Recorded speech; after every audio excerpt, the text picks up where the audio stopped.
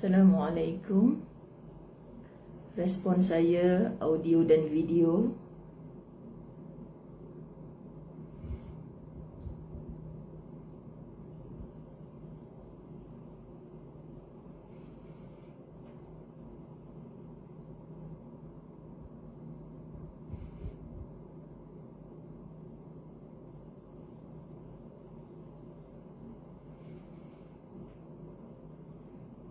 Audio dan video okey ke?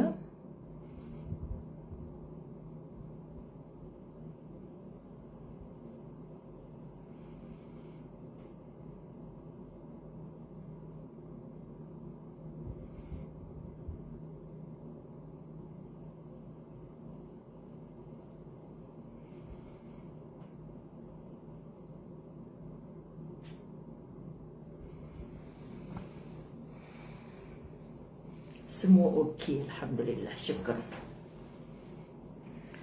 Hari ini kalau kitab Ustazah muka surat 63, kitab lama.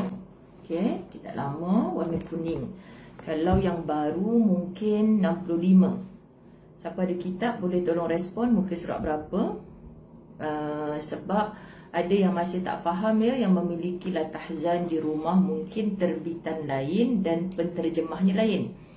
So tak semestinya beli, kalau yang ada di rumah tu kita boleh gunakan. Okey, sebab Ustazah bukan nak kempen membeli kitab untuk perniagaan semata-mata, tetapi untuk dimanfaatkan.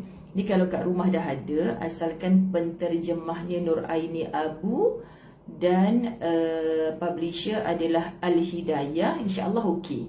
Tapi kalau penerbit lain, penterjemah lain, sudah pasti lain. Tajuknya saja yang sama.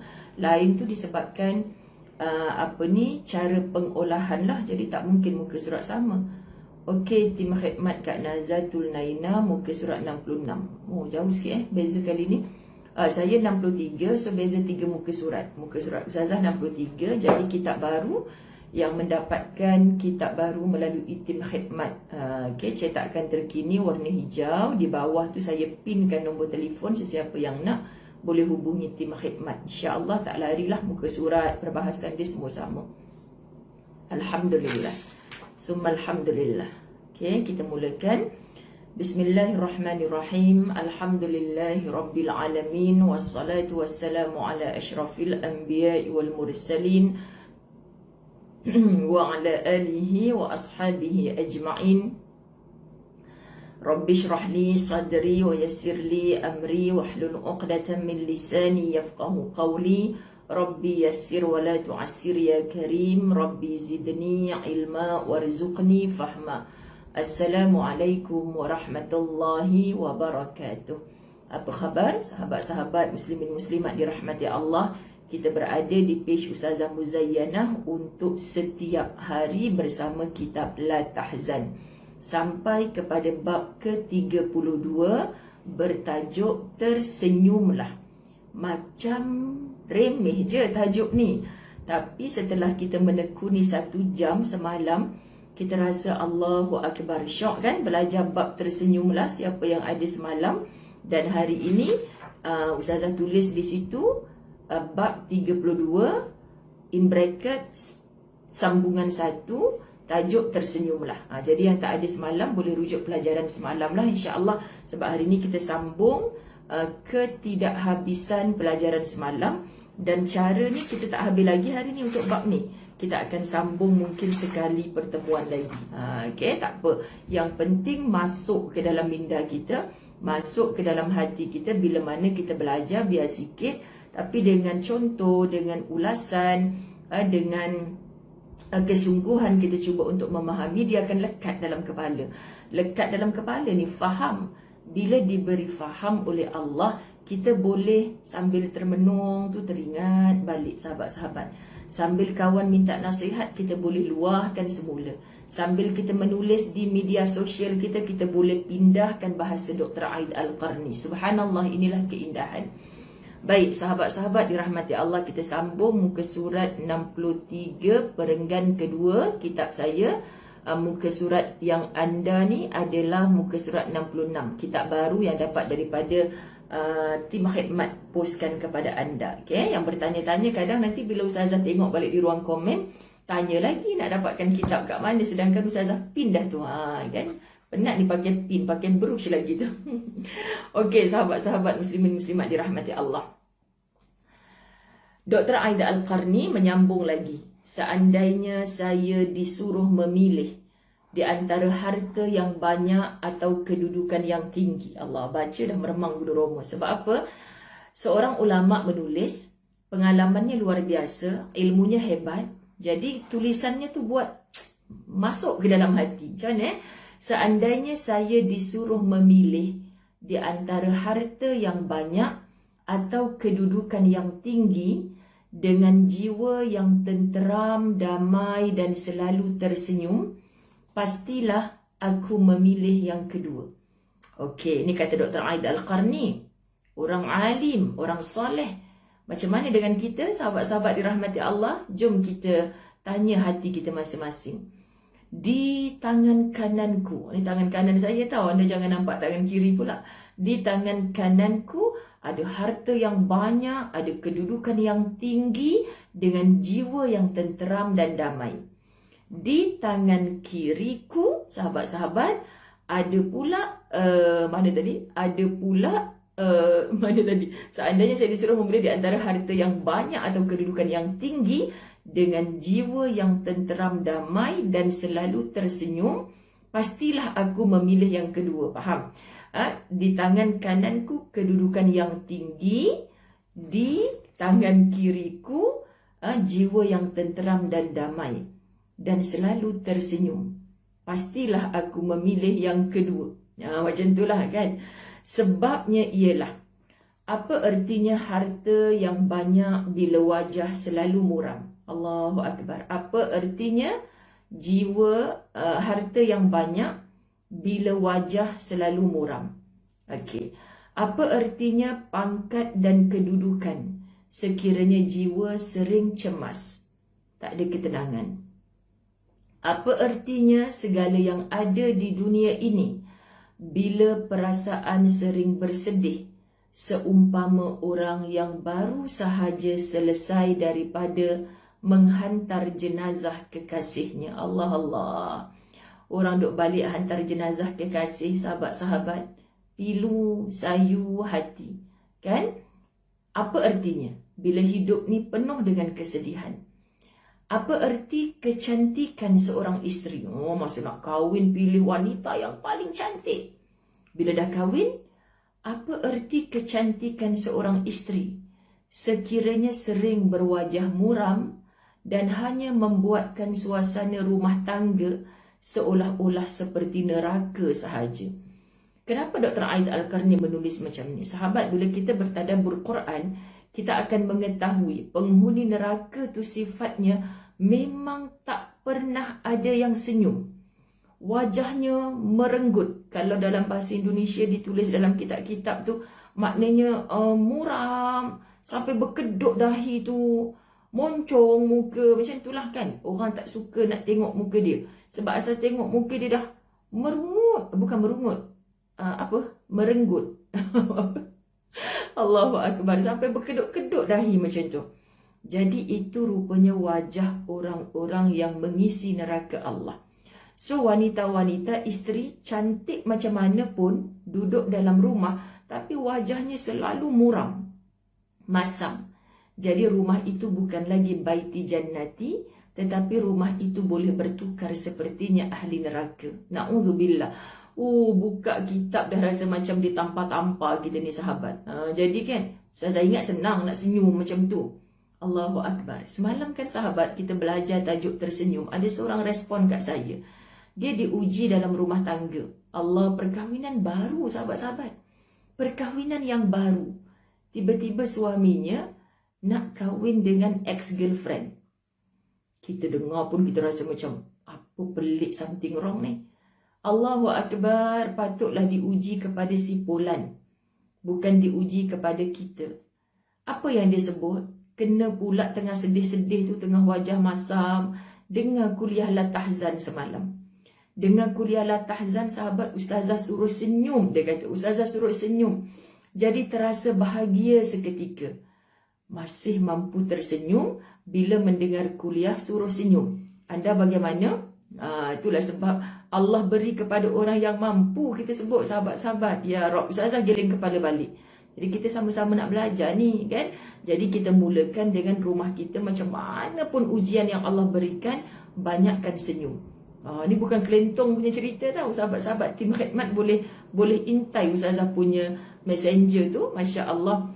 Hari-hari ada je orang yang respon pada La Tahzan ni. Subhanallah. Sebab bukan kata-kata Ustazah, tapi kata-kata alim ulama. Kita sama-sama belajar. Okay? Jadi please, apapun dalam rumah kita tu kita nak jadikan syurga, maka jangan diubah kepada neraka dengan wajah yang sentiasa bermasam.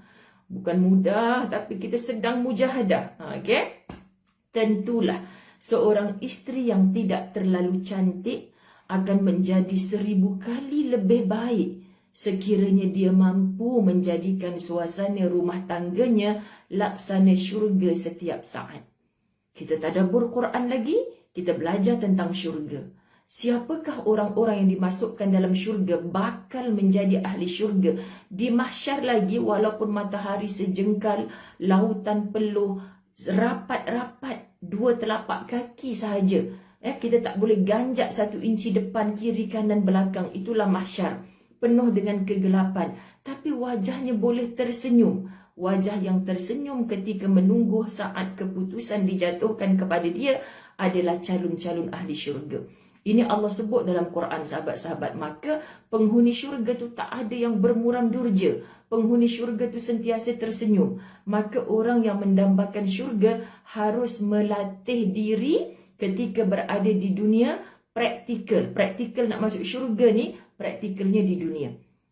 Apapun ujian, tersenyumlah. Memang bukan mudah. Anda jangan left pula. Okay? Jangan tekan end, finish. Tak nak dengar dah. Sedap-sedap je suruh orang senyum. Sahabat, Ustazah Zai sedang belajar. Kita sama-sama belajar. Ini pesanan alim ulama. Cuba buka mata hati kita.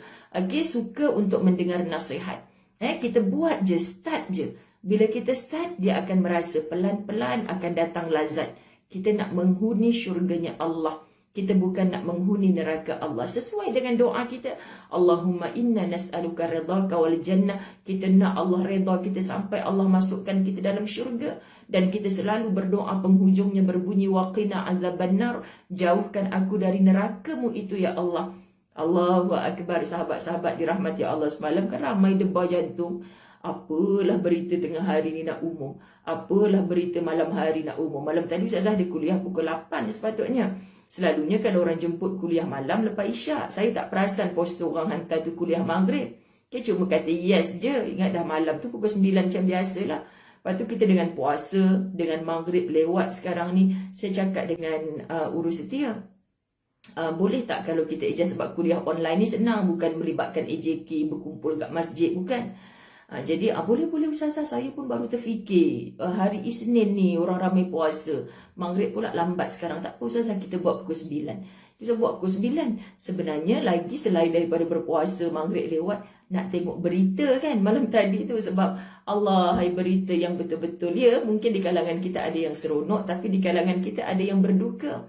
Tapi Masya Allah, macam mana seorang yang semoga hebatlah di sisi Allah, boleh tersenyum saat melontarkan bicara, walaupun kita tahu di hatinya pasti menangis. Semoga di dalam ni yang sedang menangis-menangis ni dengan apa yang berlaku, sahabat-sahabat tetap masih boleh tersenyum dengan indah. Sebab pertemuan yang paling didambakan adalah di dalam syurga, tempat ramainya orang-orang mampu tersenyum. Subhanallah. Baik, kita nak baca satu persatu lagi. Allahu Akbar. Senyuman tidak akan berharga sekiranya tidak terbit dari hati yang tulus dan untuk menutupi perangai yang tidak baik. Jadi bukan dipaksa-paksa senyum ni. Faham kalau orang ada masalah rumah tangga, ada kesedihan, ingat senang ke nak senyum? Kan aku tak larat dah nak senyum, nak tengok muka hang pun tak boleh dah. Macam mana nak senyum? Sahabat, jom kita faham senyum ni adalah ibadah. Cuba kita tengok, bila kita tengah bermasalah, dengar azan Allahu Akbar, Allahu Akbar. Orang beriman akan cuba juga buang selimut, bangkit, berwuduk, bentang sejadah, solat. Dalam sujudnya, jatuh berlinang air mata mengadu dengan Allah, ni orang beriman.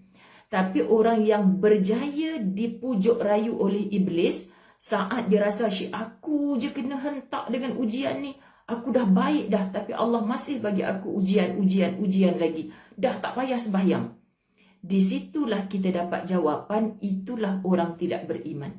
Jadi, wahai orang beriman, tahniah. Walaupun anda susah macam mana pun, anda tahu kewajipan aku ni dah pukul 2.30, aku tak solat Zuhur lagi ni. Memang aku tengah sedih. Solatlah.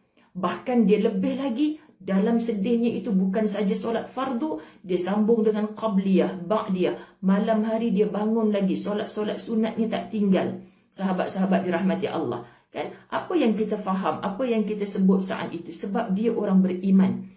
Dia tahu dia sedang diuji oleh Allah, maka dia gagahkan diri untuk beribadah yang namanya solat. Sahabat, fahami bahawa ibadah ni bukan hanya solat, bayar zakat, pergi haji bagi yang mampu. Ibadah ni semudah-mudah ibadah kita belajar semalam, senyum juga merupakan ibadah. Maka yes, kita tengah sakit, jiwa kita tengah derita. Aku nak masuk syurga bukan hanya dengan solat sedekah aku saja, ya Allah. Aku nak bersedekah pun sekarang tak mampu. Laki aku duk tipu duit, tiru tanda tangan. Aku kena halau daripada rumah. Duit bank aku semua habis, dia kosongkan. Anda rasa berat kan? Ini biasa berlaku. Ditipu oleh suami sendiri, sahabat-sahabat. Allahu Akbar, saya pernah jumpa dan kita terduduk. Suami akak buat macam tu, bukan perompak kelas atasan. Suami saya, ustazah, saya ingatkan dia nak buat apa, rupa-rupanya dia tiru tanda tangan saya. Saya kena halau dari rumah, duit saya dalam bank tinggal kosong, ustazah. Sampai hati dia buat kat saya. Semalam ada orang call, messenger ustazah, meratapi kenapa suami saya tipu saya macam tu, ustazah. Sahabat, minta maaf sebut yang ustazah dengar dari anda tu masih terlalu kecil. Ustazah dah dengar sampai tahap rumah banglonya ditipu tanda tangan. Akhirnya dia masuk dalam rumah tu dengan girlfriend dia. Isteri, anak-anak kena halau.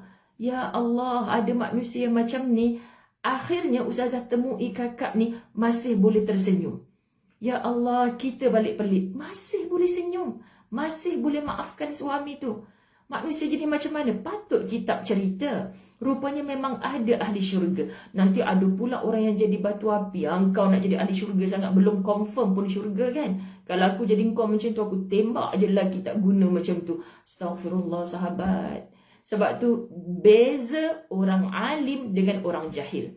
Jadi kita tahu walaupun sakit, kita kena senyum. Sebab kita nampak senyum tu sebagai ibadah. Macam tu orang beriman. Walaupun teruk macam mana dihentak oleh Allah, lagi nak solat, lagi nak mendekat kepada Allah. Jangan merajuk dengan Allah. Kita hamba, ada hak ke nak merajuk dengan Allah. Merajuk dengan mak ayah pun dah dikirakan seorang anak yang derhaka. Ini kan lagi nak merajuk dengan Allah, pencipta raja kepada segala bumi.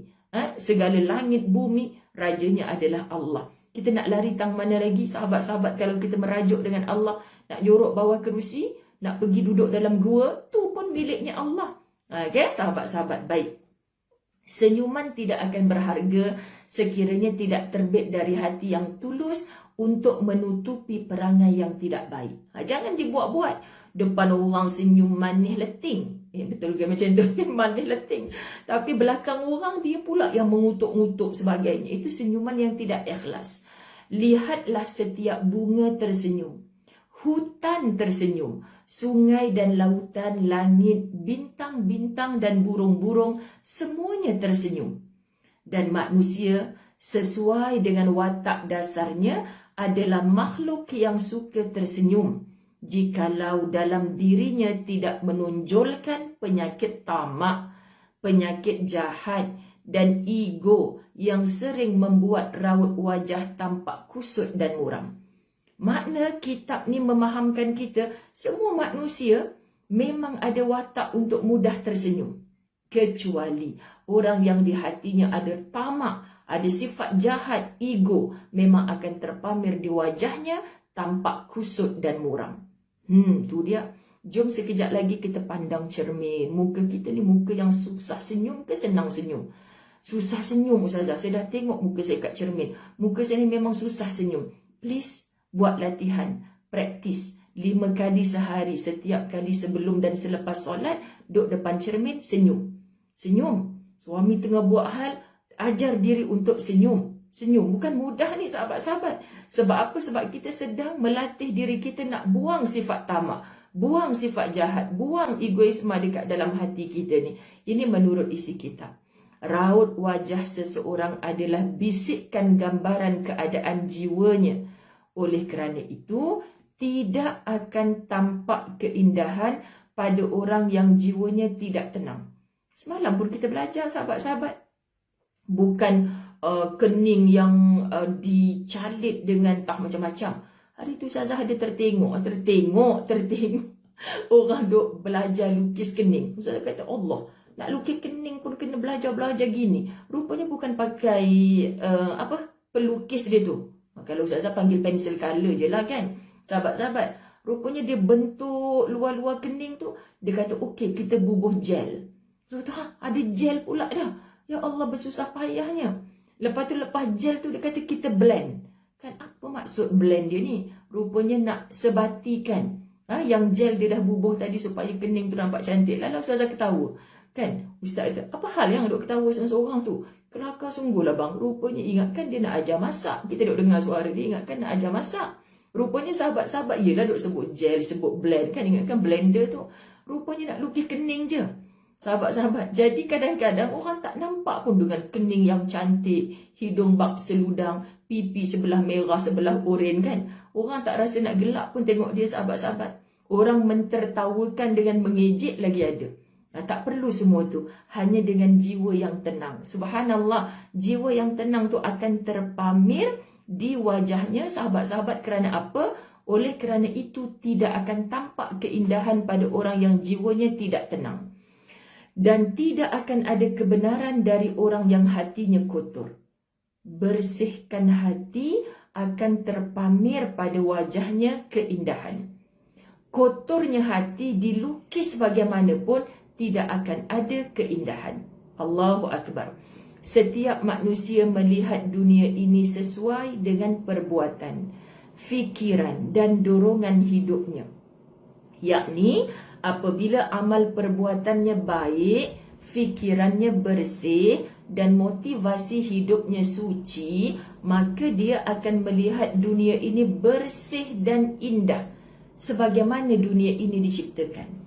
Dunia ini diciptakan penuh dengan kesucian. Tak ada kerosakan di atas muka bumi ini. Semua indah, cantik seperti lukisan yang memukau mata kita. Wah, macam itulah. Tapi setelah Allah membuat keputusan menyiapkan bumi, Allah nak ciptakan manusia, Allah bercakap dengan malaikat. Malaikat kata, nanti mereka ni akan jadi makhluk yang merosakkan muka bumi yang telah engkau ciptakan dengan indah, wahai Allah. Apa yang tujuan Allah? Sebab sahabat-sahabat, dunia ini tempat ujian. Allah akan indahkan hati-hati yang berserah kepada Allah, yang menerima segala keputusannya Allah, takdirnya Allah. Tapi yang melakukan kerosakan, jadi manusia tamak rakus atas dunia, sahabat-sahabat, biar dia senyum depan kita. Kita pun kadang-kadang datang hati yang pasal apa aku tak suka dengan dia ni. Sebab senyuman itu bukan senyuman yang boleh dibuat-buat. Kalau senyuman yang lahir daripada hati, dia akan singgah kepada hati orang yang tertawan dengan senyuman itu. Subhanallah.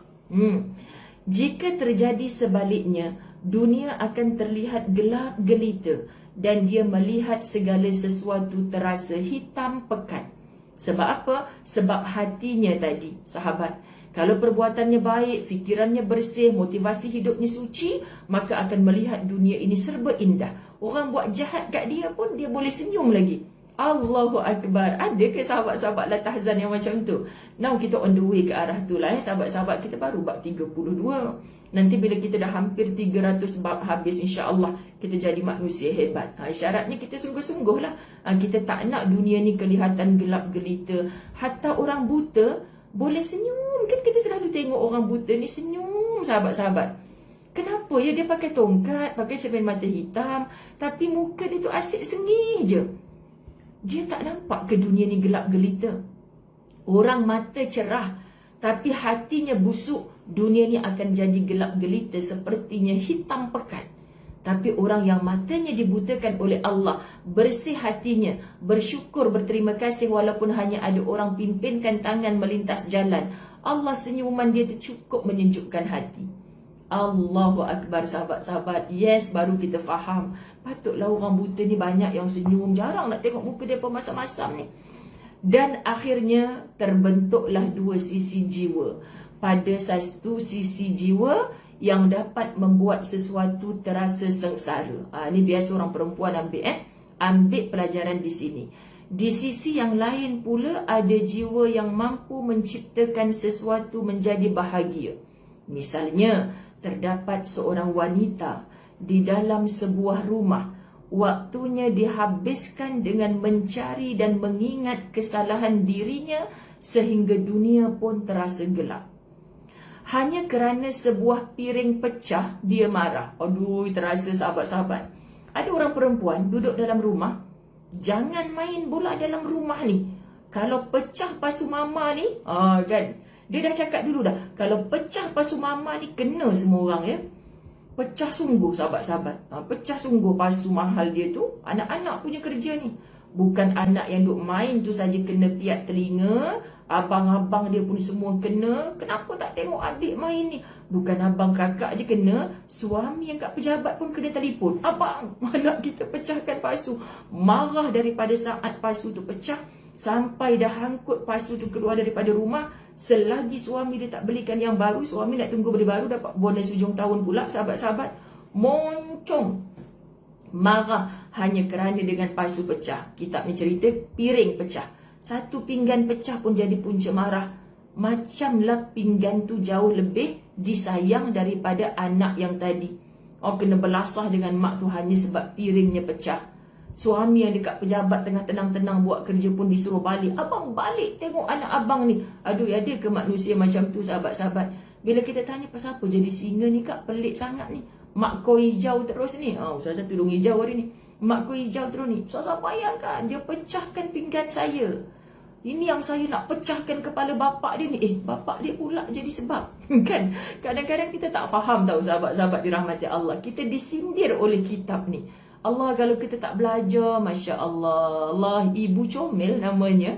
Subhanallah, semoga sentiasa tersenyum. Ibu Comel. Saya baca tadi, Ibu apa tu? Ingat kan dia tulis comot. Rupanya Ibu Comel. Macam-macam ya nama, Masya Allah. Allahu Akbar, Masya Allah. Hanya kerana masakan terlebih garam atau dia mendapati secarik kertas tercicir di dalam biliknya, seketika itu ia menjadi marah dan mengumpat.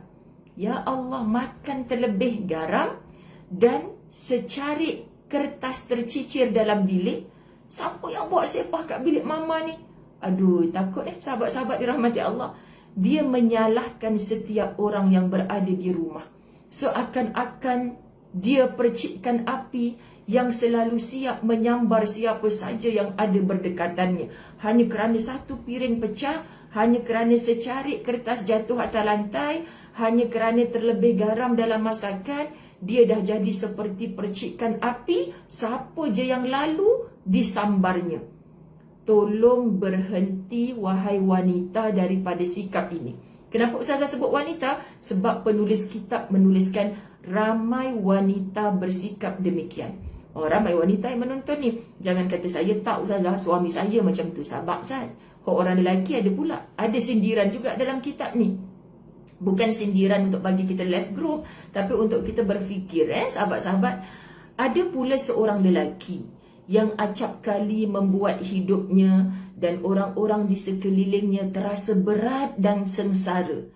Hanya dikarenakan dirinya salah dalam memahami atau mengertikan maksud perkataan orang lain.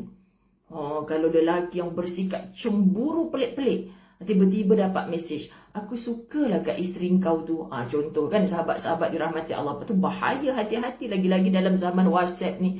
Kan sahabat-sahabat. Ustazah ingat lagi mula-mula kahwin dengan Ustaz Azwan kan. Sahabat-sahabat dirahmati Allah. Dia kat pejabat. Lepas tu Ustazah kata, macam ni perkataan tu hang. Nak cakap handphone tu hang. Kan dia kan kalau macam mesej gambar dulu-dulu punya handphone kan. Bukan smartphone macam sekarang ni. Kan. Lepas tu Ustaz balik macam merajuk hati. Lepas tu kan sampai hati cakap ke Abang Hang.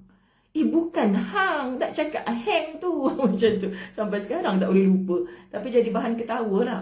Kan, sebab baru-baru kahwin lagi. Baru kahwin kan bukan panggil aku hang, you, I macam tu. Mestilah panggil yang segala kan. Tiba-tiba mesti dia pelik. Pasal apa hang pula ni? Bukan cakap hang lah bang, hang.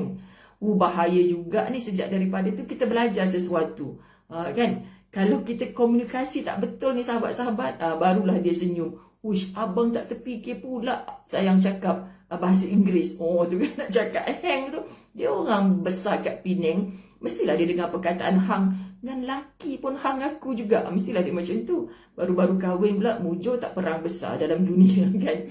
Dia juga, sahabat-sahabat dirahmati Allah, merasa terganggu dengan kerugian yang dideritainya dan keuntungan yang tidak seperti mana yang diharapkannya atau sejenisnya. Ada orang lelaki yang rasa rugi. Bagi nafkah dekat anak isteri ni rasa rugi. Jadi bila dapat isteri yang bekerja, sahabat-sahabat dia rasa, kenapa nak kena duit I beli beras? You kan kerja? Allah, kesian sahabat-sahabat dirahmati Allah. Kesian sungguh. Gelak cerita macam tu. Ya sahabat-sahabat, tu bahasa Inggeris tu kadang-kadang masalah juga. Banyaklah cerita-cerita yang buat kami lucu gelak sendiri. Mujurlah tak terus marah. Kan, sebab perkataan bahasa Inggeris. Jadi sahabat-sahabat dirahmati Allah, ada orang lelaki. Sebab tu kadang-kadang mak saya dulu tak pernah bekerja. Kan, mak saya cakap, balik suami ni bukan orang kerja hebat-hebat. Buruh kasar, sahabat-sahabat dirahmati Allah, buruh kasar. Tunggu suami balik. Suami balik tu lepas solat asar. Dia pastikan anak-anak dah kenyang, anak-anak dah mandi siap cantik. Tunggu suami balik. Mak kata orang dulu-dulu taat pada suami. Sebab apa? Sebab dalam fikiran tu segala-galanya suami. Suami cari nafkah, nak bantu membulatkan tubuh dia, membesarkan anak-anak kan sahabat-sahabat. Mak kata orang sekarang banyak orang pandai, tapi banyak yang biadab dengan suaminya. Ustazah Zai terasa kita kan, mak selalu cakap macam mak tak mengaji tinggi, sekolah pun tak pergi. Orang sekarang banyak belajar universiti, tapi tak hormat dengan laki sendiri. Allahu Akbar, deep ni. Kenapa? Sebab mereka merasakan wanita-wanita ni gaji aku lebih besar daripada gaji kau. Jadi suami dah kata dulu masa bercinta kau main lagi sahabat-sahabat. Mak kata jangan, mak ayah ni selalunya carikan bukan sebab mak mata duitan sangat, tapi sebab mak kenal anak dara aku ni jenis macam mana. Anak dara saya tu ustazah, barang makeup dia saja dah berapa. Lepas tu baju dia tak main dah beli kat pasar malam. Kalau ayam tu tak main dah bahagian-bahagian yang murah-murah ni. Nak tight dan peha saja. Makannya udang dan ketam. Anak dari saya tu, takkan saya nak kahwinkan dia dengan orang yang gajinya ustazah memang tak boleh lah. Dia bahagia sekejap je. Kadang-kadang kita kena akur juga. Mak ayah ni kenal anak-anaknya. Tak mau mak, walaupun dia driver saja, saya nak kahwin dengan dia juga. Kerana cinta aku turutkan. Kau main sahabat. Lepas kahwin, isteri ni yang nak left dulu. Ibu-ibu boleh tak tukar suami baru? Kau senang-senang je nak tukar suami baru pasal apa? Abang tu tak bagi nafkah. Gaji saya lagi besar. Nampak tak sahabat-sahabat? Sebab merasakan diri lebih tinggi daripada suami. Dapat pula suami, sahabat-sahabat, kalau isteri yang tak bekerja suri rumah ni, dia rasa macam dia tu anak orang kaya. Mak ayah dia boleh bagi duit. Kenapa aku pula nak lebih-lebih belikan baju mahal, kasut mahal? Allahu Akbar, sahabat-sahabat dirahmati Allah. Pelik dah. Ada orang lelaki yang tak faham tanggungjawab bahawa nafkah isteri dan anak-anak kewajibanmu. Jadi bila nak kahwin, faham kemampuan suami. Kalau you betul-betul nak kahwin dengan I, sebulan duit beras I mampu RM300 je. Tapi ingat ni, suami bukan beli beras saja. Sebab isteri bukan makan beras saja sahabat-sahabat. Bil air yang nak cuci beras tu pun kena bayar kan. Ini cerita bangga. Saya dah beli beras ustazah. Lain-lain pada pandai dia lah. Okey, kalau isteri hidang beras dekat dalam pinggan, suami sanggup makan. Yang kenapa hidang abang beras ni yang? Sebab abang bagi duit beras je. Tak adalah saya basuh. Air pun dah kena potong bang sebab bil tak bayar. Saya kan suri rumah. Macam mana saya nak masak nasi? Kena pakai air. Pakai elektrik. So saya hidang beras je lah sebab abang hanya beli beras. Tu dia sahabat-sahabat duk petujai dahi lagu tu tak sampai ke sudah tak selesai. Kerana tak faham tanggungjawab. Walaupun isteri tu bekerja, menafkahi isteri dan anak-anak, tanggungjawab suami. Tanggungjawab suami. Jadi isteri kena terima. Okey, memang daripada awal kahwin dulu, dia dah cakap gaji dia RM800 je. Dia mampu untuk duit dapur 300 je. So, abang izin tak saya bekerja? Saya akan top up duit dapur, abang punya RM300. Saya top up dah RM700, tak apa. Gaji saya kan RM3,000. Dia yang bersetuju, maka dia tak boleh komplain lepas ni. Oh, masa sweet muit kan main. Okey, saya RM3,000, abang RM300, tak apa. Sahabat. Jadi, naik lemak lah kawan ni. Apa sangat RM300 aku. RM3,000 dia tu dah cukup dah segala-gala. Allahu Akbar, sahabat. Kena faham kaedah. Jadi, kalau ada suami yang rasa rugi, belanja isteri rugi, belanja anak-anak rugi, sahabat. Aduh, anda manusia yang tidak akan tersenyum di dalam syurganya Allah. Ni kita faham. Ada keflizul orang lelaki duduk pakai gelak, tak tahu dia gelak diri dia ke, dia gelak orang perempuan ke, tak tahu. Tapi kita baca isi kitab sahabat-sahabat. Akhirnya dunia terasa hitam kelam. Kemudian dia pun menyebarkan kekelaman itu kepada orang yang berada di sekitarnya. Dia tak tunaikan tanggungjawab dia, sahabat. Susah, makin susah, makin susah. Sebab hidup ni tidak diberi cahaya dan keberkatan oleh Allah. Kan? Isteri makin tak suka kat dia. Anak-anak tak jatuh hormat dekat dia. Cuba tunai tanggungjawab. Allah, sahabat. Kan Ustazah duk sebutlah, bapa Ustazah umur dah lebih 80 tahun. Kalau duk mengenang cara membesarkan kami adik-beradik dalam kesusahan, sahabat.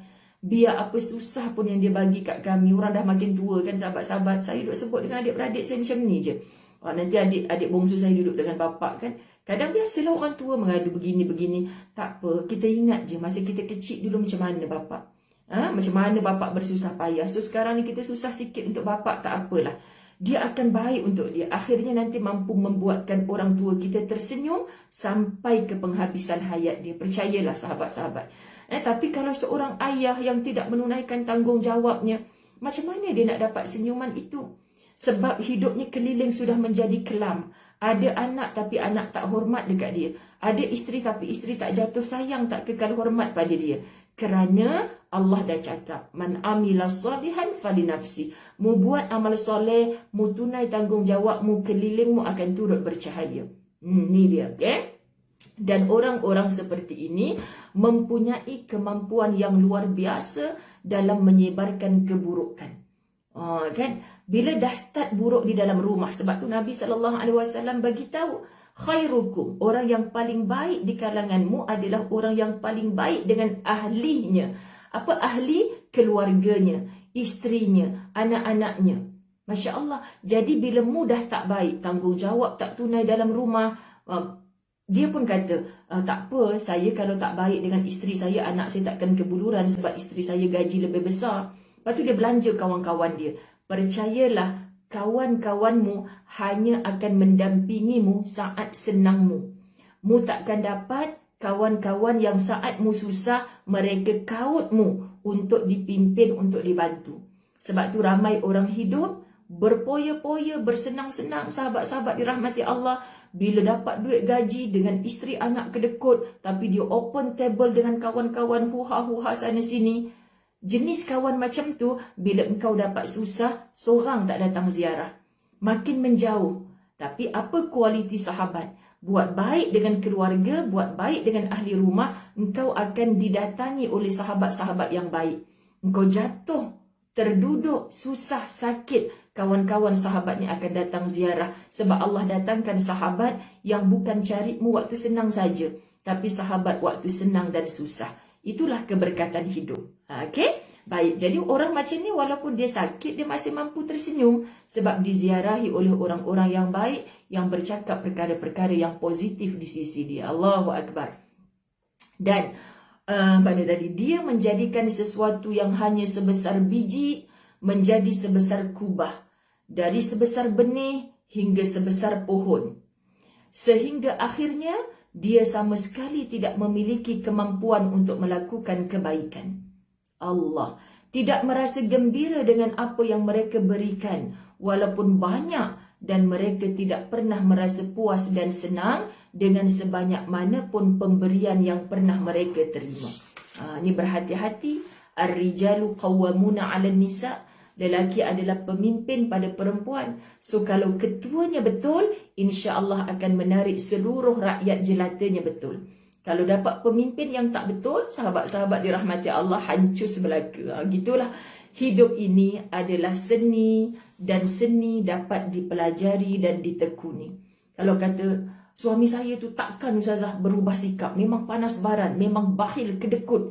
Sama keturunan dia, bapak dia dulu pun macam tu, tok dia pun dulu macam tu. Jangan kata macam tu. Percayalah dengan ilmu.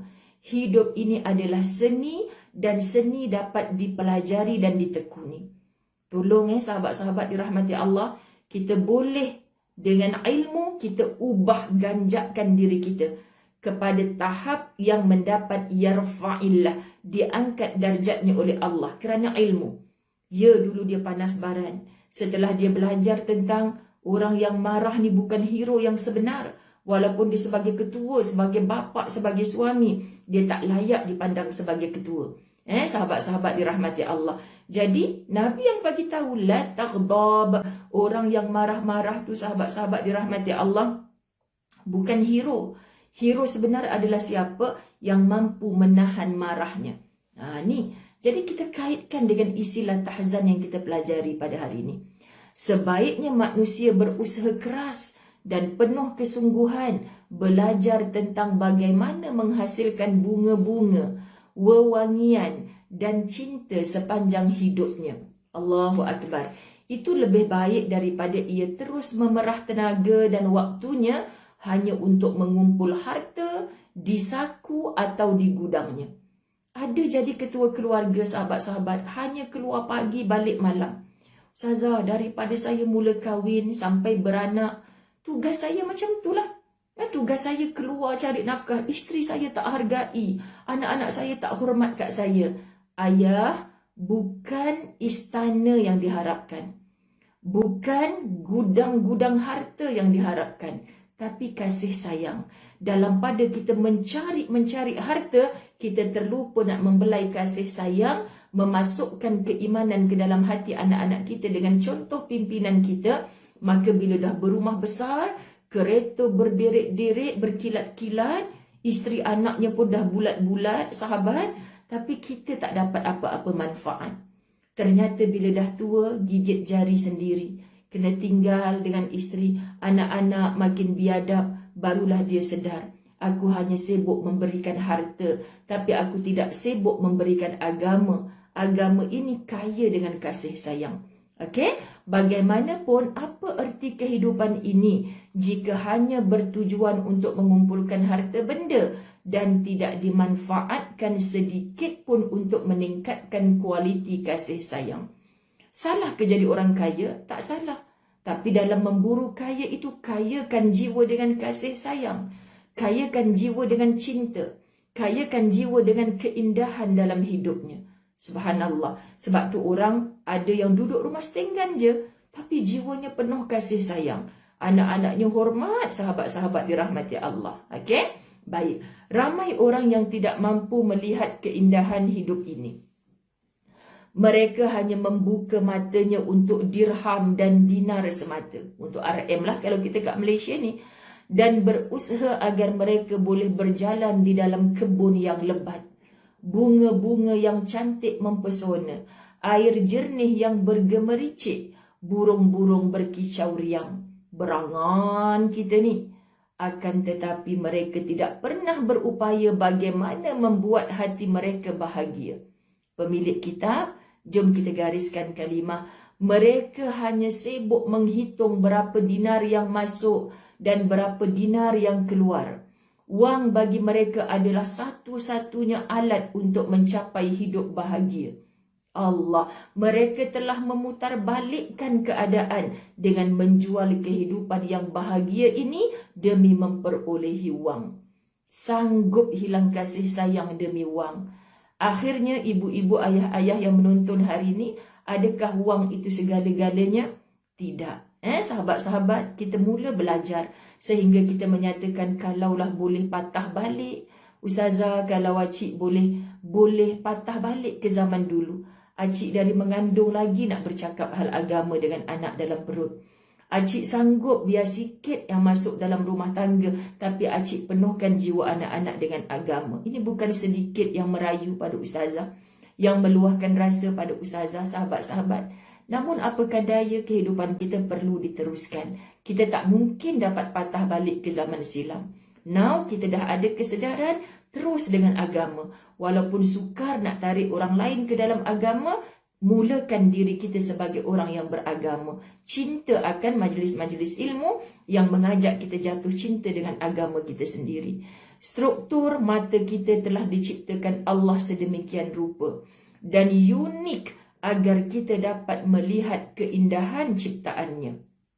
Namun, ternyata kita seringkali membiasakannya hanya untuk melihat wang dan rakus terhadap wang. Ni orang yang bermata duitan. Bermata duitan. Hati-hati ya sahabat. Asal nampak duit je tak kira dah. Walaupun terpaksa tinggalkan isteri dan anak-anak. Duit ni duit. Kalau abang dapat duit, awak juga yang senang kan? Isteri nasihatlah. Kan sahabat-sahabat, cukup dah apa yang abang ada tu. Balik malam abang boleh ajak anak-anak mengaji. Tengokkan saya bantu anak-anak tengok homework. Sama-sama. Tak apa, cukup dah. Jadi janganlah jadi isteri yang menuntut yang suami tak mampu. Kita yang pilih untuk berseia sekata, memilih dia sebagai pasangan hidup. Tiba-tiba kita dah nampak orang lain pula. Abang, kawan tu tak lulus SPM pun boleh je pindah rumah teres 2 tingkat. Kita ni sampai bila nak dapat rumah 2 tingkat? Setingkat je dulu kini selamanya. Dok marah suami pula. Dan suami kata, abang boleh je nak pindah rumah 2 tingkat, tapi bayar bulan-bulan sekian macam ni. Kita mampu ke? Tak mampu, abang pergilah kerja malam. Buatlah pam minyak ke apa ke. Dia pula yang suruh. Tapi suami tak balik, marah pula. Sahabat-sahabat dirahmati Allah. Kita tidak ada rasa bersyukur. Sebenarnya itu poin utama dia. Jadi kesianlah sahabat-sahabat. Kan jadi kawan ni pun, lelaki ni ikutlah malam kerja pam minyak. Pagi-pagi Sabtu Minggu jual nasi lemak. Tu kita tanya, abang ni asyik tak ada kat rumah je. Confuse lah suami tu, sahabat-sahabat dirahmati Allah. Cuba belajar cukup. Asalkan hidup tak berhutang, tak ada hutang keliling pinggang, insya-Allah bahagia. Allah akan cukupkan. Okey, tapi isterinya asyik nampak orang lain tukar kereta, dia pun nak tukar kereta. Orang lain bergaya dengan handbag baju-baju mahal, dia pun ngending-ngending kat suami. Suami kata terpaksalah hutang Ustazah. Dah dia nak selagi tak belikan beg baru tu. Sekarang ni beg kita buat macam mana sahabat? PKP ni kan, handbag kita duduk mana? Ada ke orang pergi pasar pakai handbag yang tu dia yang kita duk rebut-rebutkan siap main kutu segala kan? Semata-mata teringin nak pakai handbag macam orang lain. Pelik sungguh lah kita ni. Kan? Ada orang hidup macam tu. Saya Ustazah sebelum Covid tu saya beli kereta baru. Saya jealous tengok kawan saya tu. Laki dia tak lulus SPM dulu tapi boleh beli kereta baru. Saya paksa suami saya tukar kereta baru. Lah sahabat, PKP. Kereta baru tu selimut aja dekat Porsche kita. Tak ada makna apa. Akhirnya bergaduh suami isteri. Ni awak lah suruh saya beli kereta baru. Bayar bulan-bulan. Tapi kita tak boleh nak ke mana-mana dengan kereta baru. Saya suruh awak tukar kereta baru hari tu sebab saya nak reunion dengan kawan-kawan saya. Saya nak tunjuklah kat kawan-kawan saya yang suami saya belikan saya kereta baru. Tu sebab nak tunjuk kat orang. Rumah tangga hancur. Okay? Kadang-kadang nafsu kita semata. Allahu Akbar. Tiada yang membuatkan jiwa. Handbag dah lama tak pakai. Kasut 5 inci pun duduk dekat rak kasut dah berabuk kan sahabat-sahabat. Allahu Akbar, kita ni pelik sungguh lah. Covid ni Allah mengajar kita sungguh-sungguh. Aku duk ingat aku boleh pakailah kasut baru aku hadiah birthday tahun 2019 tu. Lekang dah sebab dah 2 tahun tak pakai kan. Tiada yang membuatkan jiwa dan wajah menjadi muram selain keputusasaan. Selain keputusasaan. Maka jika anda menginginkan senyuman, tersenyumlah terlebih dahulu dan perangilah keputusasaan. Kalau kita nak seluruh ahli rumah kita tersenyum, kitab ni suruh kita start dulu dengan senyuman. Masya Allah, berhenti daripada putus asa. Patutlah Allah pesan dalam Quran, jangan berputus asa dari rahmat Allah. Putus-putus ke sahabat? Putus-putus ke? Allah, kesiannya. Saya rasa line saya okey ni. Tengok sikit-sikit. Allahumma salli ala Muhammad. Artinya, anda sering mempunyai kesempatan untuk meraih kejayaan dalam hidup. Oleh kerana itu, biasakan fikiran anda agar selalu optimis dan yakin akan masa depan yang lebih baik. Yakin akan masa depan yang lebih baik. Mulai dengan kita suka tersenyum, mulai dengan kita, sahabat-sahabat dirahmati Allah, sentiasa hindarkan diri daripada keputusasaan. Okey, semoga Allah Subhanahu Wa Taala memilih kita sebagai hamba yang sentiasa dipandu ke jalan-jalan yang Allah redai. Mulakan dengan apa? Tersenyumlah. Macam susah, tapi bukan susah mana pun. Okey, jadi untuk hari ini, sahabat-sahabat dirahmati Allah, Ustazah berhenti dekat muka surat kitab anda, mungkin muka surat 67, muka surat Ustazah ni 64. Ustazah akan sambung besok pada perenggan sekiranya anda berkeyakinan. Kat situlah. Okey, ada apa-apa ke yang terasa di hati sekarang ni, sahabat-sahabat dirahmati Allah? Sesungguhnya apa jua kemuraman, kedurjanaan wajah-wajah kita yang muka duk com sangat tu, kita ubah. Beli cermin besar-besar sikit sebab nak beli handbag, beli kasut sekarang ni macam dah tak ada makna kan. Beli cermin besar-besar sikit untuk kita sentiasa tengok wajah kita yang sentiasa tersenyum. Latih. Walaupun kat rumah ke Ustazah, ya silap sahabat-sahabat. Ada orang kerja front desk kan, bos dia dah bagi tahu awak ada masalah apa pun, jumpa klien datang, awak mesti senyum. Dia kerja pengacara TV, dia kerja DJ radio. Ni kawan-kawan Ustazah. Ustazah, saya tak ada mood ni sebenarnya, tapi kena senyum dia juga. DJ radio ni muka dia tak nampak sahabat, tapi bila dia bersuara tu, dia diarahkan untuk bercakap dalam suasana wajahnya tersenyum. Sebab beza rupanya. Ustazah bercakap Assalamualaikum warahmatullahi dengan Assalamualaikum warahmatullahi, kan lain. Rupanya jadi DJ radio ni kena muka senyum. Saya mula-mula kenal masuk konti dengan mereka ni kan. Mereka duk ajar sahabat-sahabat. Saya kata, buat apa nak senyum-senyum? Kan orang nampak. Rupanya kita yang duduk di balik radio ni, sahabat-sahabat, bila dengar DJ-DJ ni, kita jadi ceria. Sebab sebenarnya rupanya mereka pun ada masalah. Malam tadi gaduh dengan lelaki ni, Ustazah dah tak boleh nak senyum. Tapi dah kerja kita kan, senyumlah juga. Sekarang Allah latih kita untuk belajar senyum. Walaupun dalam rumah kita ni sangat menyakitkan, belajarlah untuk senyum. Okey, jadi mulakan dengan cermin kat rumah kita tu, senyum.